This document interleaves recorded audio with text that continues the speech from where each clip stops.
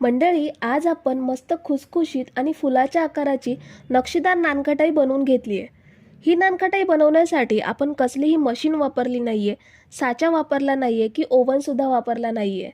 कढईमध्ये आपण अगदी बेकरीमध्ये मिळतात तशी जाळीदार खुसखुशीत नानकटाई एकदम सोप्या पद्धतीने बनवून घेतली आहे. मंडळी, रेसिपी तर आपण बघणारच आहोत, पण त्याआधी तुम्ही जर चॅनलला सबस्क्राईब केलं नसेल तर लगेच सबस्क्राईब करून घ्या आणि बाजूचं बेल आयकॉनसुद्धा प्रेस करून ऑलला क्लिक करा, म्हणजे अशा छान छान रेसिपीचे अपडेट तुम्हाला नेहमी मिळत राहतील. तर फुलांचे नक्षीदार नानकटाई बनवण्यासाठी सर्वात आधी आपण 1 वाटी साखर मिक्सर जारमध्ये घेऊयात. साखर आपल्याला दळून पावडर बनवून घ्यायची आहे. सर्व साहित्य आपण या एकाच वाटीने घेणार आहोत. कोणतीही एक वाटी सेट करायची आणि सगळं साहित्य एकाच वाटीने घ्यायचं.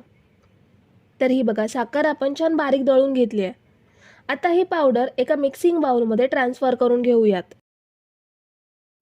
ह्यामध्ये आपल्याला 1 वाटी तूप घ्यायचं आहे.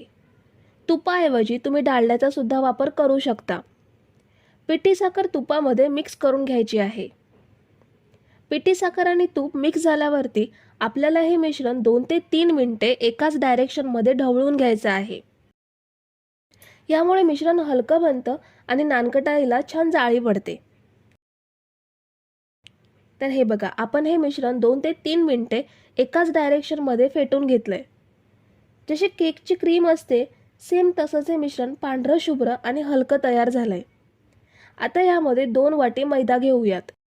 मैद्याऐवजी गव्हाच्या पिठाचा सुद्धा वापर करू शकता. मैदा घेतल्यानंतर 1 वाटी बेसन घ्यायचं आहे. मैदा आणि बेसन घेतल्यानंतर आपल्याला ह्यामध्ये पाव चमचा बेकिंग पावडर घ्यायची आहे. आपला जो पोहे खायचा चमचा असतो त्या चमच्याने पाव चमचा बेकिंग पावडर घेतली आहे. आणि 3 ते 4 चिमूट एवढा खायचा सोडा घेऊयात. पाव वाटी दूध घ्यायचं आहे. गरम करून थंड केलेलं गाईचं किंवा म्हशीचं जे अवेलेबल असेल ते दूध घेऊ शकता. दुधाचा आपल्याला जास्त वापर करायचा नाही आहे. जेवढं दूध घेतलंय तेवढंच दूध पुरेसं आहे.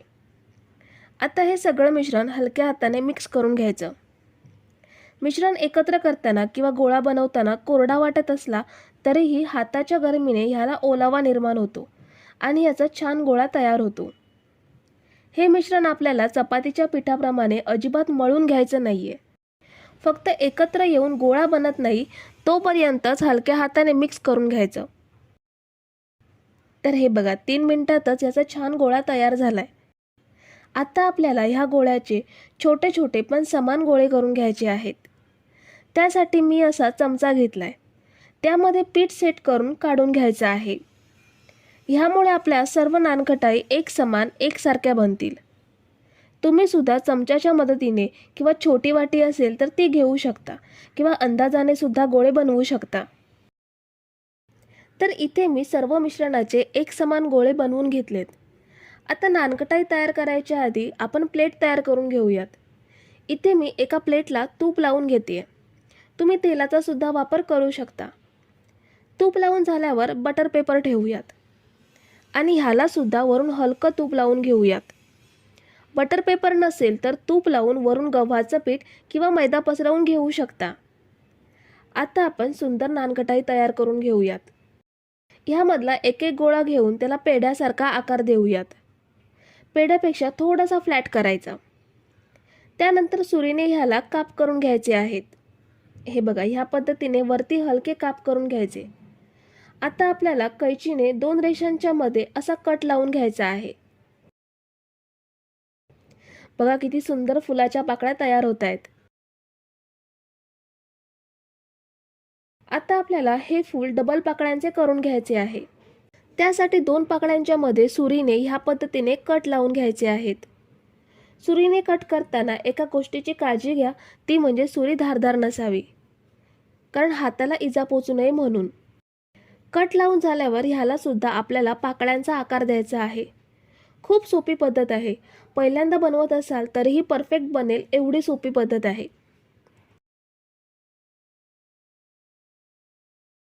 हे बघा, आपलं सुंदर डबल पाकळ्याचं फूल. आता आपण हे प्लेटमध्ये ठेवूयात. मी तुम्हाला अजून एक फूल बनवून दाखवते. सुरुवातीला गोळा घेऊन तो पेढ्यासारखा थोडासा फ्लॅट करून घ्यायचा.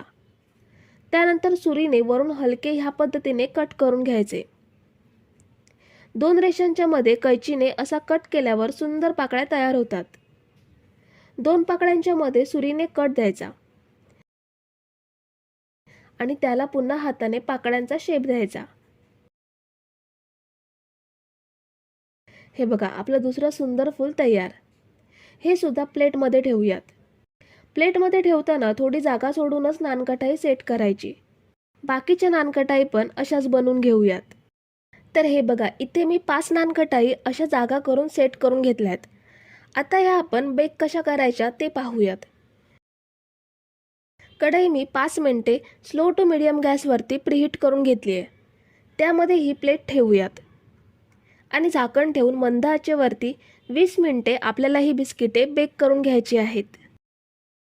तुम्ही जर इथेपर्यंत रेसिपी बघताय तर तुम्हाला एक विनंती आहे की व्हिडिओला एक लाईक जरूर करा. 20 मिनिटांनी बघूयात. नानकटाईला खालून थोडासा ब्राऊन कलर यायला सुरुवात झाली आहे.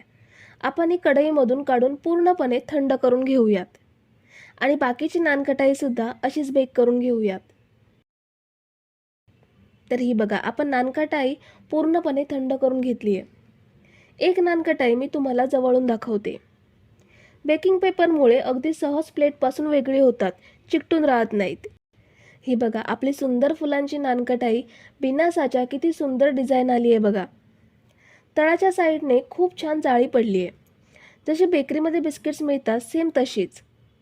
तोडून सुद्धा बघूयात. ही बघा, खूप छान खुसखुशीत झाली आहे आणि आतून सुद्धा ह्याला छान जाळी पडली आहे. मी या नानकटाईमध्ये कुठचाही फ्लेवर वापरला नाही आहे, तरी ही चवीला छान लागते.